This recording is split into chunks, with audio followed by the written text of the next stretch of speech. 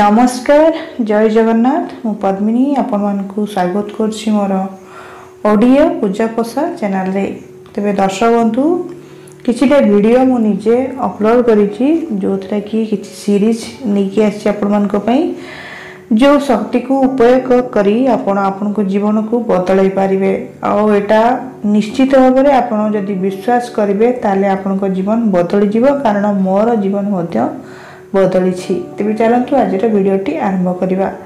तेज दर्शक बंधु आज मुझे विजुअलाइजेशन बा दृश्यकरण शक्ति और यही शक्ति किपरि आम जीवन को परिवर्तन करें। तेज चलतु भिडटी आरंभ करवा। तेज दर्शक बंधु जदि आप मो चैनल नुआ ताले चैनल को सब्सक्राइब करंतु। चैनल सब्सक्राइब करवा बिल्कुल फ्री। तेज दर्शक बंधु दृश्यकरण बोली क्या कहुए तेज विजुअलाइजेशन क्या कहुए विजुअलाइजेशन बा जहाँ आम ओडिया रे कहि परिबा दृश्यकरण शक्ति। ये आपन को इच्छा और स्वप्न को मन भीतर एक चित्र रे जेतेबेले आपण देखंती सेटा हुए विजुअलाइजेशन बा दृश्यकरण। एही प्रक्रिया रे आमे जहाँ भावुचु जे जीवन आमे चाहूचु से जीवन को आमे आम मन रे अनुभव करिबा और मन रे चलचित्र भाव में देखिबा। यही उपायटी होछि विजुअलाइजेशन और यही उपायटी लॉ ऑफ अट्रैक्शन एक महत्वपूर्ण अंश। विजुअलाइजेशन करिकी आपण जो बड़ी भाव में निजर चित्र को मन भीतर आंकिबे बा देखिबे सेही भली भाव में आपण सफलता पाई परिबे। और यही दृश्यकरण बा विजुअलाइजेशन करिबा द्वारा आपणकर अवचेतन मन बा आपणकर सबकॉन्शियस माइंड यही छवि को बा चित्र को वास्तव करने को काम करिथाए, माने वास्तव रे परिणत करने को रियलिटी रे आनिबा को से काम करिथाए। तेनु करी आमे विजुअलाइजेशन करिथाउ और यह हमको सफलता देइथाए।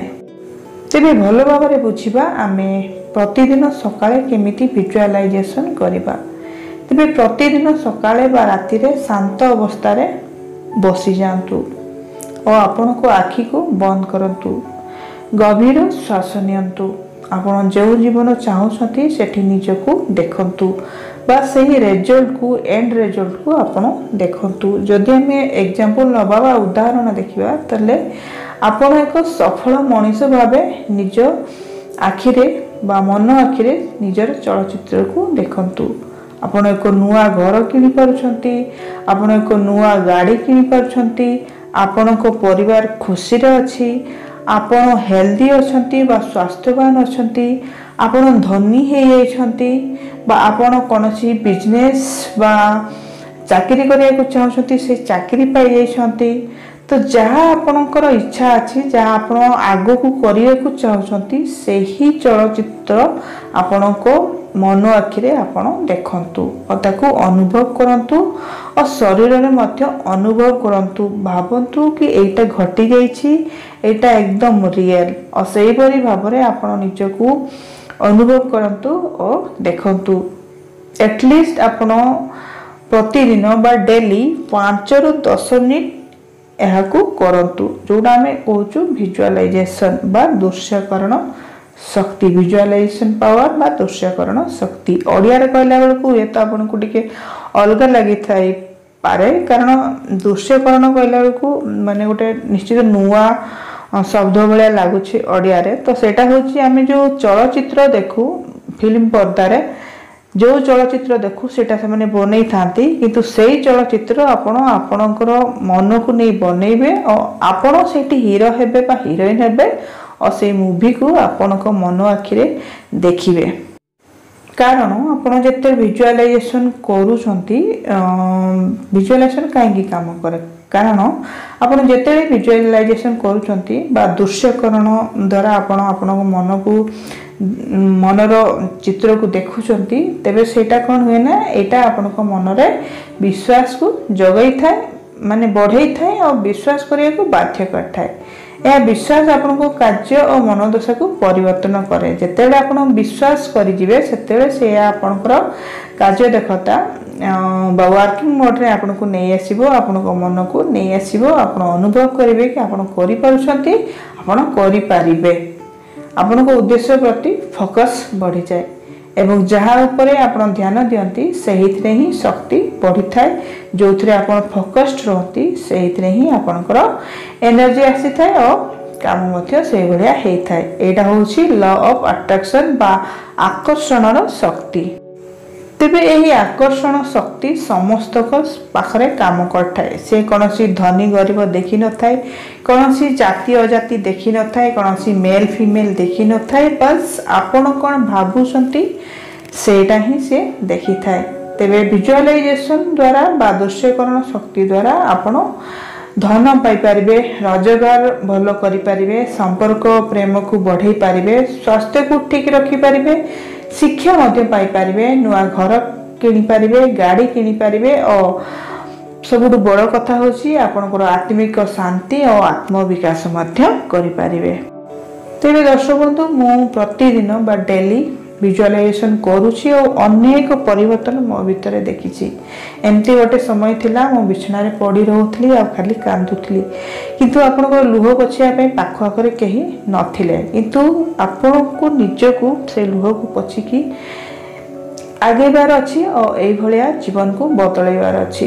तेबे आपण माध्यम मध्य एही उपाय को अनुसरण करंतु और आपनको अनुभव कमेंट रे निश्चय लिखंतु, मु पढिबा पई खुशी हेबी। तेरे दर्शक बंधु जदि आपको ये वीडियो मिलूची आपण जानि नियंतु कि आपणको जीवन में मध्य परिवर्तन आसुची और एते बड़ परिवर्तन आसीबो जे आपण ताको विश्वास भी करि परिबेनी बेले बेले। तेरे मो जीवन में तो एटा बहुत खुशी आनी देछि। मु आगो पद्मिनी आ एबेरे पद्मिनी देखिले बहुत फरक लगे, आकाश पातल भलिया फील हुए। तेणुकरी मु भी चाहूँगी से आपण मान सहित शेयर करछि, मु भी चाहूँगी आपणकर जीवन मध्य बदलू। जी भी मो भाया कौटी ओडिशार कण कण रही मो भाया कष्ट पाऊँगी सी भी से जीवन रु बाहर को आसतु, खुशी रे रहतु आउ जीवन को उपभोग करंतु, कारण भगवान हमको ये जन्म देइछंती खुशी रे रहबा पई, जीवन को उपभोग करिया पई। और ता सहित गोटे कथा लॉ ऑफ अट्रैक्शन समस्त पाखरे काम करे जदि आपण ताकू सेतिकी विश्वासर सहित भलो भाबरे सेही उपाय मान करिवे, जहा द्वारा आपण लॉ ऑफ अट्रैक्शन द्वारा आकर्षण शक्ति द्वारा सब किछि पाई परिवे।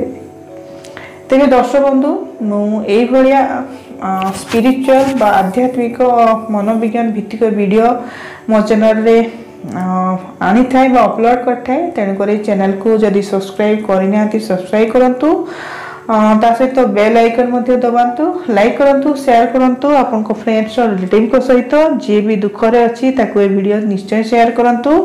तो द्वारा आपन को जीवन में मध्य पॉजिटिविटी आसीबो, आपन को मध्य यूनिवर्स से खुशी से आशीर्वाद देबे जहाँ आपन चाहूछंती। तेबे नमस्कार, जय जगन्नाथ। आशा करछि वीडियो आपको भल लागिबो। तेबे वीडियो देखथिर बहुत बहुत धन्यवाद। पुणी देखा नुआ कमेंट सहित। नमस्कार, जय जगन्नाथ।